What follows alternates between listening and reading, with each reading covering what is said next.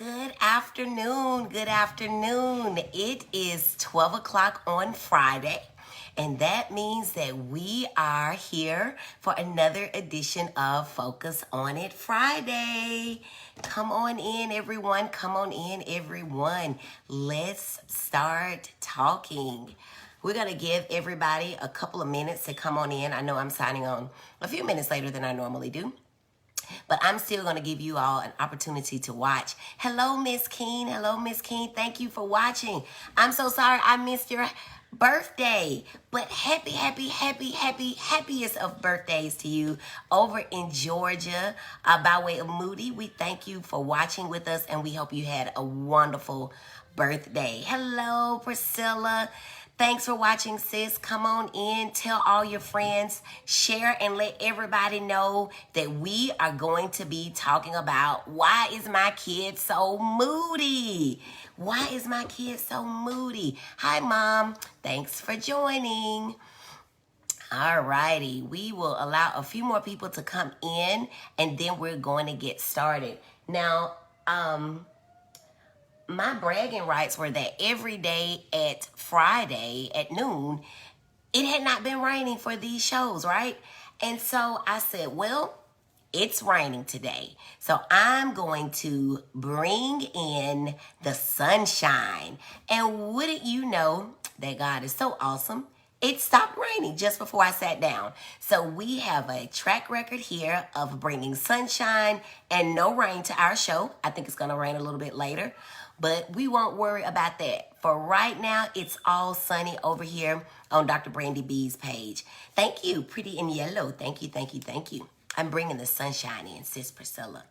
All right, so just a few more minutes, one more minute actually, and then we will go ahead and get started talking about a very important topic, that being why is my child so moody? And we know that this is something that happens a lot. Children are moody, adults are moody, everybody's moody right now, right? And so we want to talk about what some of the reasons may be that people are so moody. So when it turns 12:06, we're going to go for it. But I do appreciate you all for joining me today on this Friday, non-rainy afternoon. I love it. All right. I hope you all had a good week. It was a good week for me. It was very busy. Hi, David. Thanks for watching. It was a very busy week. Like most of you, when you're off work, that only means that there is more work to greet you when you return. So that is something that happened to me, but I am grateful. I love what I do. And so work is fun. It's not labor intensive at all. So we're going to go ahead and get started. I am Dr. Brandi B, your triple board certified child and adolescent psychiatrist. Through my webinars, live stream videos, informational sessions, and my telepsychiatry practice, I help worried, overworked, overwhelmed, and plain old tired moms of ADHD and just about any other mental health disorder to gain education and empowerment so that they can help their children be successful in the classroom and in life. And today we are going to talk about why is my child so moody.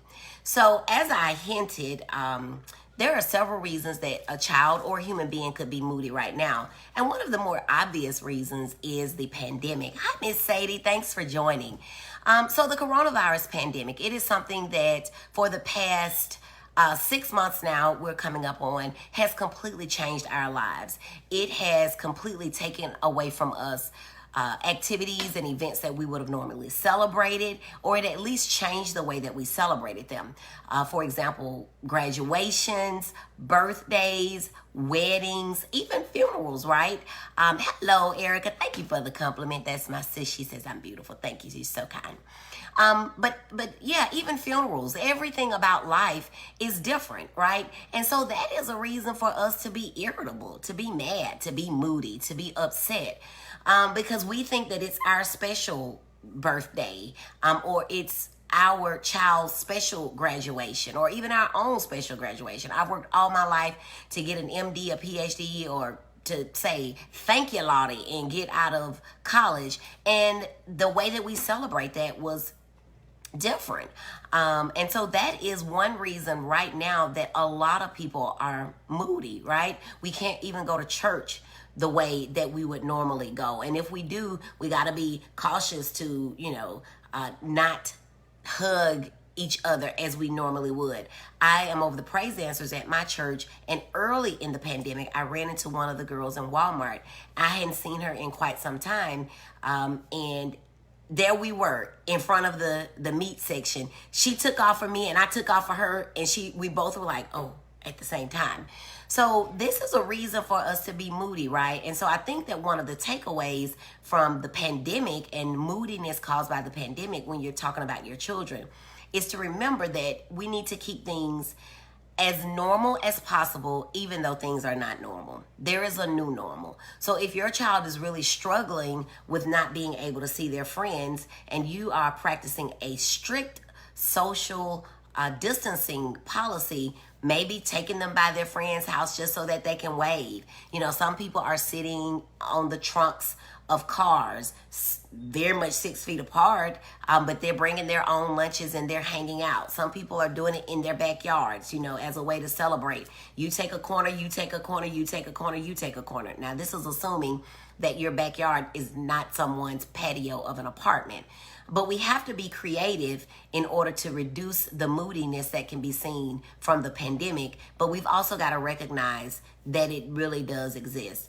I didn't have the pandemic on my list, but I'm glad I thought about it, because it is very much a reason for us to be moody. Hi, Auntie Rosin. Thanks for joining.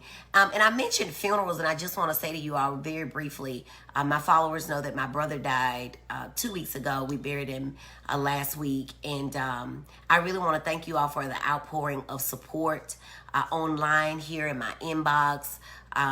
The prayers have really been appreciated, and they have been working. So keep them coming for our entire family.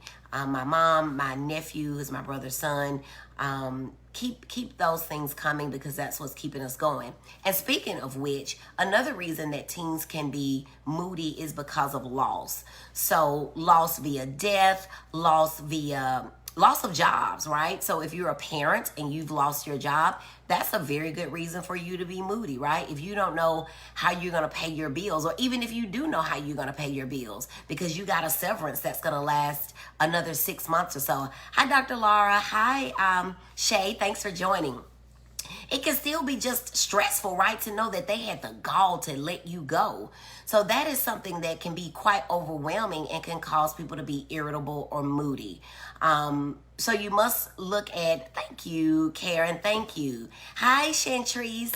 Thank you all for watching. So mood is one of the things that can cause people, obviously, to be moody. That's why it's a part of the name. So whether it be depression, being down, loss of appetite, irritability, loss of sleep or disturbed sleep. Remember, I've talked in the past about that 2 to 3 o'clock hour where you wake up in the middle of the night, 2 or 3 o'clock in the morning, and then can't fall asleep. That might be a sign that you are having some problems with depression. And certainly, remember, I also told you in our depression talk that you could either recognize, or other people could recognize, that you are sad or that you're irritable. Irritability, or being irritable, is another word for being moody, right? You could also be irritable if you're manic, like with bipolar disorder. So bipolar disorder is also a mood disorder. And so it's not quite what people think about when they think of, oh my God, they're bipolar, their moods change so rapidly. In fact, it's quite the opposite. With mania or bipolar disorder, people's moods are either irritable or elevated. They're extremely excited. And they stay that way for a week. So they're irritable nonstop for a week, and it does not matter what you do or say to them. They're still likely to be irritable, okay? Contrast that with ODD, which we've talked about in the past, oppositional defiant disorder. Kids with ODD get irritable, right? But if you give them what they want, they are very much likely to be happy again. So just keep that in mind when we're talking about reasons to be irritable. You've got your mood things. Depression is one thing that can cause irritability or moodiness. Mania is one thing that can cause irritability or moodiness. And just remember, the moodiness or the irritability lasts a week and it does not change based on the environment. That is a key takeaway point. And then grieving can cause irritability, right? I don't understand why my dad died, my mom died, my cousin died. We were raised like sisters and she died, okay? Hi, Charlene. Thank you. And we're praying for you as well. Thank you for joining. So those are three things that we can think of that fall in the mood department. It's very important to know about grieving that it's normal to cry. It's normal to cry in general, right? One of the most famous books in the world tells us about a character named Jesus. And what happened? He wept.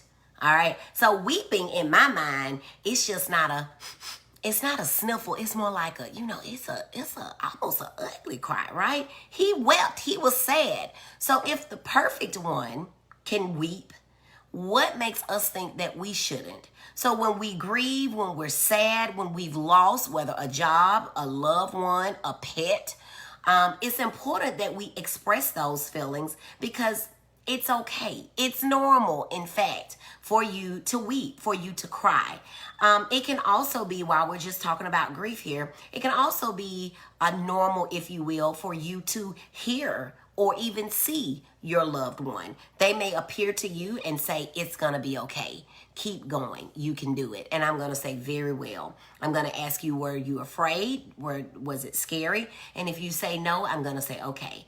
Very well, keep going. But if they say, come join me, I've got a place for you, it's lovely here.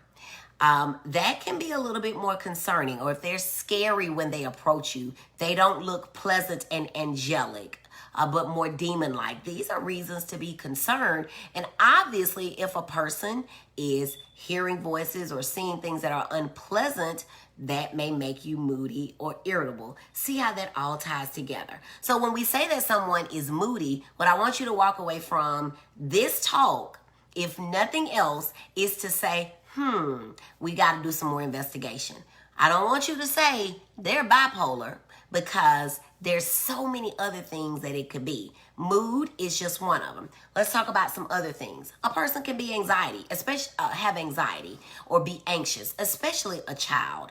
Children really just don't know how to process the things that they come about and that they experience or even witness. And so if a child, for example, is witnessing mom and dad fight and even beat up each other one way or the other, that may make them very irritable when they come to school. So teachers may notice that.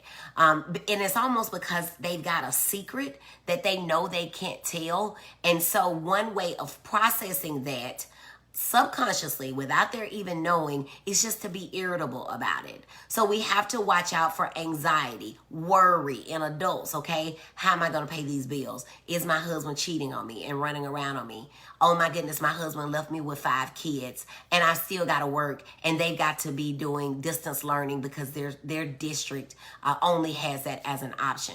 So these are things that could make adults irritable, right? And I know we said kids, but adults get irritable too because we're worried, we're anxious, we're not sleeping. So we've got mood as a reason. We've got anxiety as a reason. We've also have insomnia or not sleeping. Hi, Tan. Hi, Auntie Louise. Thank you all for joining.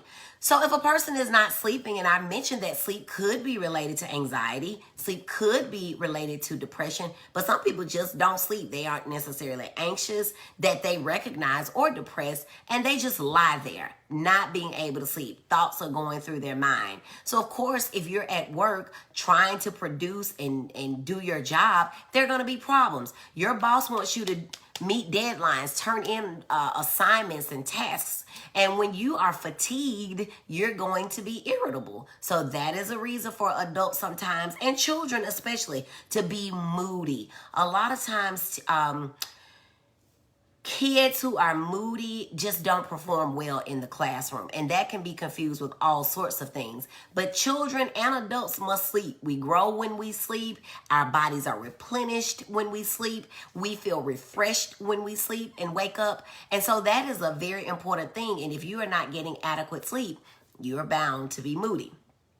Trauma. And I mentioned this a little bit ago, or alluded to it, when I talked about the child who is witnessing things going on at home that are not soothing to them. Hi, Vanessa. Thanks for joining. So children who are witnessing or personally experiencing a trauma are going to be irritable, right? You sometimes have kids whose parents leave them and they go out for hours and either party, do drugs, do both, or with men, whatever the case may be, or women. And so those kids are irritable. They're on edge, especially kids who are either being sexually or physically abused. They never know when the next time that they're going to be hit or touched will be. And so they're always just kind of latching out at people. It's important to know that if you've ever adopted a child, or if you're considering one, or even fostering, a lot of times families will say, the foster parent or the adoptive parents will say, but we have a very loving home. But what you need to realize is that what happens between birth and 3 years old is very much likely to be what will follow you for the rest of your lives. So if you were not fed, not loved, not hugged, not your diaper was not changed, that trauma goes on with you, and it's going to be hard for you to make appropriate attachments with even the most loving parents or parent-like figures because of what has happened. So these kids are very much likely to be irritable, especially if you've ever noticed older children who are in the system. They're angry and they're mad. Part of it is trauma, part of it is depression, part of it is anxiety, but all of that must be considered when we're talking about the child who is irritable. Now, keeping it moving, we've got school, okay? Now, the school, let me just say this, going back to the pandemic is making everybody irritable. Some people, in some sort of way. Even when life is great, there are just some things that you just missed. I think I watched a video, it was a sip and see somewhere, and all of the people in unison were singing a very familiar song, and the person said, I just miss being around people. And it's true. We are a touchy, lovey-dovey society. We see somebody, we hug them, you know, we just want to get close to them even. And so the pandemic has made all of that different. Also, what the pandemic has done is made parents second guess their ability to parent. And again, if you've been following me, we did an episode on that as well, where we talked about encouraging parents to recognize that they have been good enough all along, and they are good enough to make a great decision for their child when it comes to the pandemic. However, when it comes to the pandemic and any other situation, children are what they see. If we're stressed out, running around, you know, oh my God, they're going to get coronavirus at school, that's what the kid is going to believe too. So it's very important that we are strong for them, even though it's okay to be weak at times. But we must make sure that we model good coping skills as we encourage our kids to continue to go to school. They must follow the law, which is now to wear a face mask and do all those other things. But we also must encourage them that it's going to be okay. Now, going on with school. School can be a very stressful situation for one of three things that immediately come to mind. You can either have a child who knows too much, you can have a child who does not know what is expected, and you can have a child who is being bullied. All of these situations could make a child irritable. So, for example, the child who knows too much. They are sitting in a classroom with kids who all make 100s. That's average. However, this child is able to make 120. So while the teacher is teaching them, the majority of the class, new information, this child already is up here and they are bored to death. They've already been there, done that, and could probably teach the class or at least tutor their peers. And so now this kid is mad and angry. Now that is an unusual presentation because usually that kid is enjoying not having anything to do. So they're goofing off and getting into trouble otherwise. But that is something that you need to keep in mind. The other thing that I see a lot of times is the kid who is irritable because they do not understand the work, okay? A lot of times we don't want our kids to be in special education, right? So we want them right there doing everything that everybody else is doing. We don't want them tested. We don't want them labeled. And you know, Dr. Brandi B talks about labels all the time. If it's a banana, but we keep calling it an apple, people don't know how to approach a banana that people are calling an apple. If you're going to peel an apple, you need a knife. If you're going to peel a banana, you use your hands. So here I am with a knife coming to a banana.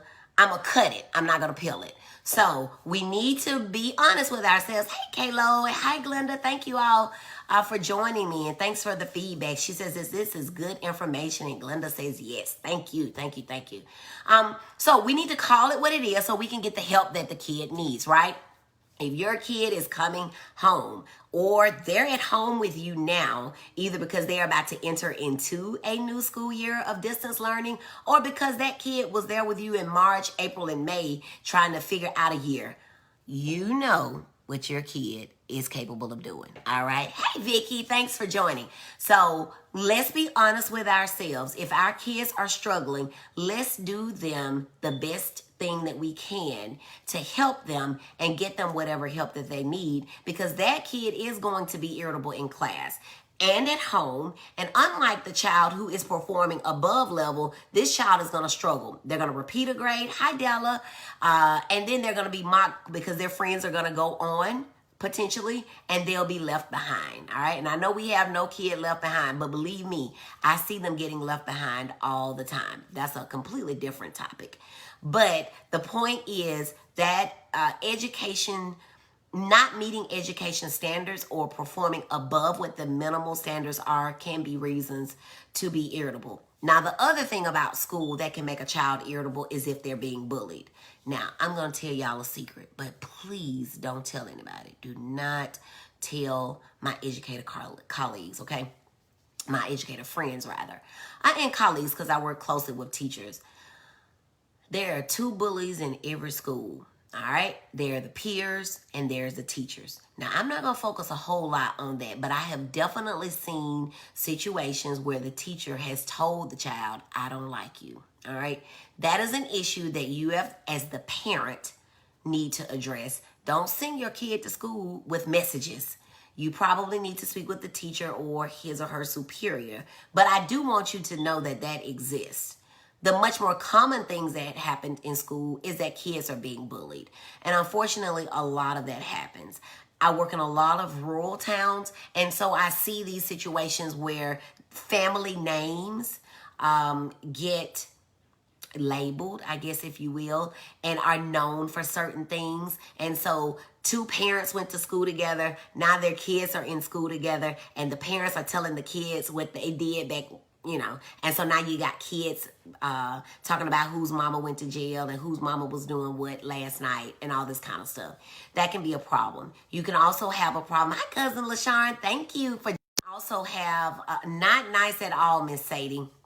You can also have a situation where parents, I'm sorry, the phone rang. I had to end that call. You can also have a situation, though, where kids are bullied because of what they do and don't have, okay? And so kids talk about name brands and all that kind of stuff. Just can be very, very, very mean. Hi, Auntie Patrice. Thanks for joining. Come on in, like and share, and let everybody know we're here and we're having a good time. We're learning a lot. So bullying is a big deal. How you look. Are you obese? Which, by the way, is a medical term. Okay, obese is a medical term. We need to get used to that as well. Don't get upset with somebody when they call you obese if you are. But if you're obese, if you are a certain color, and I've had kids tell me, black kids, to say they tease me because I was dark skinned, all right? Or they tease me because I was too light. So we as parents have to make sure that we are equipping our children with as many tools as we can. Like, show them a mirror so they won't be shocked when they hear what somebody thinks about the color of their skin, and that won't bother them. And they can say, okay, and keep moving. But Sometimes the first time that kids see these things or hear these things are when they are in school, and it can be very troubling to them. So we've got reasons that cause anxiety or irritability so far, or moodiness. We've got depression, sadness, grieving, bipolar disorder, and especially the mania part. We've got anxiety, we've got trauma, we've got the pandemic, and now we've got school. All right, going on. Medical problems. Children who have medical problems can be very moody and irritable. So that just doesn't go for children. Adults too. If you think about it, people with chronic illnesses sometimes can be upset. They can be mean, all right? They can be moody. They can be angry. Especially if they're in a situation where their peers, if you're talking about children, for example, with diabetes who have to follow strict diets, they're watching their sisters and brothers do whatever, and they can't. They can be moody about that. Or if you have aging couples that have been married for years and grown up together, all of a sudden one of them falls ill and the other is not. The one who is the sicker one may be angry at the one who is more well because they can still do and go as they did many years ago. And so the caregiver sometimes catches HELL trying to give care because the patient, if you will, is upset and moody about it. It's very important to check in with people who have things like heart disease, diabetes, and thyroid issues to make sure that they are not depressed. There was a big wave when I was in my residency for pediatric clinics, pediatric hospitals to start putting therapists inside of their diabetes or endocrine clinics and also in their nephrology clinics for the kids who were on dialysis, right? Because if you think about dialysis, you're either doing it at night and plugged up to a machine, or you're going somewhere 3 times a week and taking a large chunk of time from your day. And this is not what your peers are doing. So what does that lead to? Irritability or moodiness. So we must not rule out medical problems. And in fact, because I'm a board certified pediatrician, when I'm doing a history on anyone with irritability and moodiness as a presenting symptom, I always make sure I do a thorough medical history to make sure that we're not missing something like a thyroid issue, or that the kid is not anemic and so they're low in energy and not feeling well. So we must make sure that we consider medical disorders as a reason for moodiness as well. All right, now drugs. Now, I'm going to do a whole talk on drugs. Any of these could be their own talk, but I'm just trying to group things for you. So if you're a parent or someone who has a loved one who is all the time irritable, you can just jot these things down and kind of go through your own mental checklist about, okay, do they have this? Do they have this? Do they have this? And kind of come up with something that may be a working diagnosis that you can have at home. Because let's be honest, in some ways, we have to know or suspect that there is a problem so that when we go to the doctor, we can say what the issues are, right? So we have to have some knowledge, background knowledge about what's going on so we can give the most accurate history. Then it's on us, on the other side, to listen, right? And I talked about why we ask so many questions. We have to listen and then put all of that together to know what questions to ask more. Now, drug use. Hey, Miss Lovey, thank you for joining. Okay, drug use. So, yes, kids use drugs. Yes, the youngest age, on average, that I see drug use start is 11 years old. Okay, so that's going to be about a 5th or a 6th grader. Yes. 11 years old, 5th or 6th grader. It is not uncommon, though, for 8-year-olds to start. I've not really heard anyone or had a patient who admits to starting younger than 8. But 11 years old is the number I hear the most. 8 years old is the youngest, most common number that I hear a lot of. Now, drug use makes people very, very irritable. And let's talk about what drugs do what. If you are smoking marijuana, it actually calms you. But then as you're kind of coming off your high, you could be irritable. Alcohol, all right, makes people irritable. That's why they start spewing off at the mouth saying things. Cocaine and meth. Most times they are pretty happy when they are high, but coming down they get sad and they can get very irritable. Then you got your LSDs and your PCPs, which are still around. They can make people irritable. They're hallucinating. They're hearing colors and they're smelling sounds. That can be, that can make somebody irritable. They come into the ED and you've got to immediately give them something medication-wise to help them calm. Cigarettes and we typically don't think about that making people irritable, but when they're trying to stop, they can be very irritable. Caffeine, okay, also is a substance, right? You get headaches, you get irritable when you've not had your caffeine for the day. So all of these can cause a child to be irritable or moody. It is your job as parents to make sure you're asking your children about drug use. It is your job as a parent to make sure you're looking at your kid to see if there are any things that are suspicious.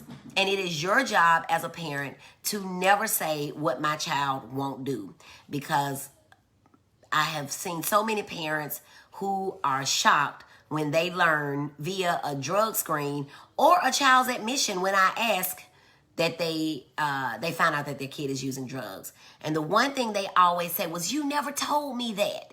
And the one thing I ask immediately is, did you ever ask them? So kids are not likely to answer the question that you don't ask. So please watch your children for drug use if there is any erratic behavior. If their grades start declining suddenly, hey, Cam, love you too, sweetie. If their grades are declining, if their friends change all of a sudden, and you've seen these friends at the football game and you're like, what they doing hanging with them? If they look different, if they smell different, if they are suddenly dropping out of activities that they have always done, all of a sudden they don't want to play football anymore or cheer or do gymnastics anymore. These are things that don't always say, my kid is using drugs, but they certainly should cause you to inquire more, look more, smell more, listen more, touch more, all that kind of stuff. That's your job as a parent. That's not my job as a doctor. It's not the teacher's job. It's nobody's job but yours to make sure that that is happening. All right? Speech. All right. So kids can be irritable or moody because people don't understand what they're saying. Now, nobody ever wants to take their kid to speech lesson or even to admit that their kid is not sounding like most kids do. But we have people who spend a whole career figuring out how people should sound and when they should make certain sounds, okay? And so if a child is always being, having their statements or questions followed up with, huh? Eventually they'll get irritable and they'll stop talking too. That leads me into the next thing that can make kids very irritable or moody, and that is autism.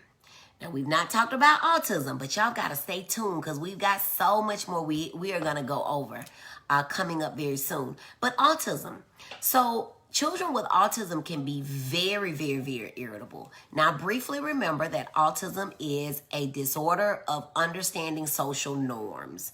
All right, so children with autism do not understand and process things in a social realm the way that we do. And so simple things like, hey, how you doing, girl? It's got a question mark at the end. It sounds like a question. We raise our voice like a question at the end. But hey, how you doing is really a statement. So most people respond, I'm doing all right, girl. Or, girl, my brother just died, but I'm hanging in there. I could have just got through bawling my eyes out. But most people don't say, girl, I just got through bawling my eyes out, and let me tell you why. First this happened. Then my husband lost his job. Then the kids, the people are gone. All right, see you later. Children with autism process that as, oh my God, they're rude. They asked me a question and I was about to give them a blow by blow and they walked away. Or you know what we say, hey girl, I'm doing all right. We're going to catch up, girl. Let's do lunch. And we've been saying, let's do lunch for the past 6 years. People with autism will say, that's just rude. They've been lying to me. But you and I know that's just what we do. We don't necessarily call that a lie. We just say, hey girl, we got to finally catch up. And eventually somebody will say, let's set a date. And then we actually do lunch and life goes on. But nobody's really upset with people because y'all never got together, right? And so that is one reason that children with autism can often be annoyed, irritable, or even moody. They are very concrete and don't understand that these social norms exist and they're unwritten, unspoken rules that change from time to time. Because when I ask, hey, how you doing? As a psychiatrist, I really have time for you to tell me everything. But they are concrete, so over life, they may have adjusted to people saying, all right, doing good, but I'm still sitting waiting for more. So now we've got to work on a new rule. The other thing with children with autism is that their speech is oftentimes delayed, sometimes by as many as 4, 5, or 6 years before they ever start talking. And that is usually with the help of a speech language pathologist. So it's very, very, very important that we get our kids tested and assessed for a need to have speech therapy, right? It's completely okay. Let me give you this one nugget right here.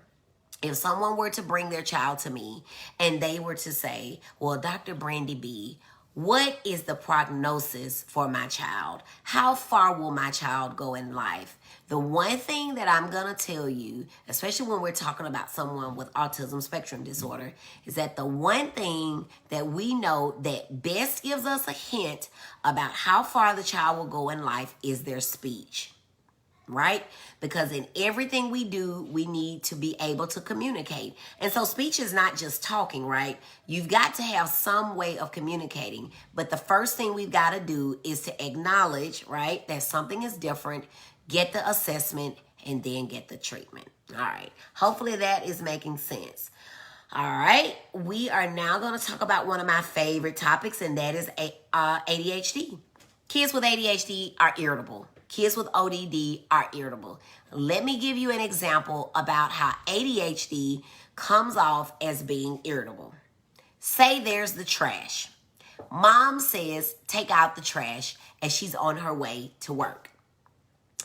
Remember the oppositional defiant disorder kid. They were never intending to take out the trash. So they gathered it up and they sat it in the middle of the kitchen floor and they said, I'll show her. I'm not taking it out. No further. I got it to the door. One of my siblings can take it out. It's their turn. That's the child with ODD. The child with ADHD has good intentions. They happily skip around the house. They gather up all the trash. They pull up the zip tie. They tie it up. They're on their way out the door. They get to the kitchen, but they look in the den and they see their sibling playing their favorite video game or watching their favorite show. They sit down the trash. They are going to go and watch that TV show or play with their sibling for just about 5 minutes. Well, 5 hours later, when mom comes home, because it's Friday and she gets off early, the trash is in the middle of the floor. The kid with ODD was never going to take it out. The kid with ADHD was really intending to take it out, but they got distracted. Then they forgot. And they're so disorganized in their thoughts that they didn't even remember, okay? And then mom comes in, and because they often don't respond when they're addressed because they just are zoned out, mama's like, daughter, daughter, daughter. And they're like, yeah, what? So they forgot. The result is the same. The trash isn't out. And the other thing that is also the same is that they're going to respond with, what? And mama's going to say, why isn't the trash out? And they're going to say, argh. Okay? They are angry with themselves because they forgot. And they're also angry with mom because she's mentioning it. Mom is angry with them because once again, the trash isn't out. What we have is this clash all the time. With homework, they're clashing because they can't focus. Homework is nothing but remembering what you've already been taught. But if you weren't paying attention in school, there's no way you can remember it while you're sitting at the kitchen table or your newfound desk, since you're doing some virtual learning. There's no way that you can remember what the teacher said. And so now you're going to tantrum with mom. You're going to tantrum about everything. You're going to be irritable when it's time to go to bed. Why? Because kids with ADHD don't sleep. You're going to be irritable when it's time to eat. Why? Because the family wants you to sit down, but your ADHD makes you stand up and walk around the peninsula or the island and then come back, get a bite, walk around, watch TV, forget you were eating. This is life for them. They're going to be irritable because they're going to be driving and they're going to get yet another ticket, traffic violation, because they ran a yellow light, because they thought they could make it. They were speeding. They were doing things impulsively. So ADHD causes a lot of irritability. And I'm sure I've addressed that specifically in one of the other 2 videos where I talk about the benefits of treating ADHD and also what ADHD is and is not. So we've got, in closing, because I've kept you all long here today, I'm sorry. We've got mood, we've got anxiety, we've got trauma, we've got school, whether they're being bullied, whether they know more than where their classmates are or their teacher is teaching, or they know less than what the teacher is teaching. And there are all kind of other things that come into that. Processing speed disorders, which is something that comes with ADHD, because kids with ADHD, the way I like to think about it is that words come in, they get lost here, and by the time they go to either say it to the teacher or write it, they've forgotten. They just didn't catch it all. All right. Mood, anxiety, insomnia, trauma, school. All right. Pandemic, medical issues, drugs. Don't ever forget drugs. Speech, autism, ADHD. And then the very last thing I want you to remember about a child who is moody, especially an adolescent, preteen, tween, teenager, is that it's just typical. All right. It could be typical, right? And that's hard for us to just think, but think back to how you were. Some of you all just may be getting it back because you gave it to your parents and you're getting it back. But being 12, 13, 14 is a very challenging time. You know that because some schools don't even know where to put these kids. Some schools are putting teenagers in fifth graders, which are 10, in middle school. Some are putting 6th graders there. Some are putting 7th and 8th graders in high school. Some are separating 7th and 8th graders and putting them in junior high. Some are putting 6th, 7th, and 8th graders all together in middle. Some are putting 5th, 6th, and 7th together with middle and then putting 8th together with high. Nobody knows where to put them, and so they don't know where they belong either. They're too big to sit at the little table, but they're too little to sit at the big table. They're just independent enough to be able to pick their own clothes, but still not independent enough that you would send them off to the mall and let them buy their own clothes with money. You don't even want to give them your credit card. They're just independent enough that you might let them go to a friend's house, but they're so independent and still need to be watched. So parents, a lot of times, are calling and saying, who's going to be there? Right? We aren't just letting them go off to be alone. And so they're getting their menstrual cycles, right? Average age is about 8 to 9. Okay, it's younger for African American girls than it is for Caucasian girls. So, and that brings about hormones, emotions. We have what used to be called PMS. Okay, it used to be called that because we know that the time leading up to and around your period can cause your hormones to change. It's a lot going on. It's a lot to process. Imagine being the first one in your class to get a period or the first one to grow, right? Because we know that girls grow before boys and then boys shoot up and pass them. All of that is a lot to process. So what kids need in those tween and teen years is a lot of support. I can even remember going off to school as a 17-year-old and thinking, oh my God, I can't get out of here quick enough. This lady is driving me nuts, right? But when I got to college as a 17-year-old, because my birthday isn't until October, I immediately recognized why my mom and my dad, because they agreed, but she made the decision. She didn't let me do nothing, but don't tell her. I suddenly realized why no was the favorite response. But it took me getting off on my own, growing up, seeing that I was only in this position because I had been told no. And some of the things that I was not allowed to do in my teenage years, I have no desire to do even now as an adult and have never done. And I'm proud to say that I've never done. Some of those things changed my life, but I didn't understand it as a teenager, and you shouldn't expect your teenager or tweenager to understand it now. Your job is to love them through it, to say no when no is appropriate, to be the parent. Because what you don't want is to be the parent who is calling me saying, can you come on trial for my kid when they've done something that's got them into trouble? Every week, I'm trying to give you all the tools that you need so you can be honest with yourself, honest with your spouse, honest with your preacher, honest with God, and say, look, we got a problem here. I want to do whatever it is that's in the best interest of my child. All right. I hope that this has been helpful for you all. Y'all know I love you. I appreciate you all so much. Like I said at the beginning, thank you all for praying for me and my family. I'm going to keep these lives coming, but I do appreciate you all giving me some time off last week and being very understanding as I took some time to just be with my family.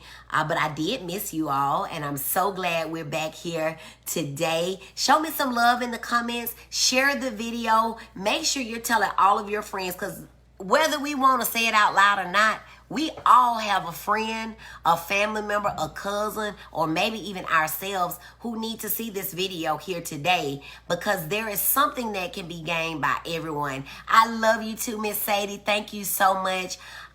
We will be back here next week. We're going to do it all over again. Actually, I had not planned on talking about this topic, but one of my friends in my mommy group posed the question, why is this kid so moody? And I thought, that's it. We need to talk about why are these kids so moody. So I hope it has been helpful to you. I hope it's been entertaining as well. I try my best to do it. If y'all have any comments, just drop them. Again, I love you. I appreciate you being here. I will see you next week. And in closing, I am Dr. Brandi B, your triple board certified child and adolescent psychiatrist. I help worried, overworked, overwhelmed, just plain old worn out and tired mamas, aunties, grandmamas, granddaughters, foster parents, whoever you are. If you're working with a child, my goal is to get you to the point where you can gain enough information and have enough empowerment such that you can give that child what they need so that they can do well in the classroom and in life. I hope you all have a great weekend. I see the sun is still shining for us, so you all go out, be safe, enjoy, wear your masks over your nose, and have a good weekend. Bye-bye.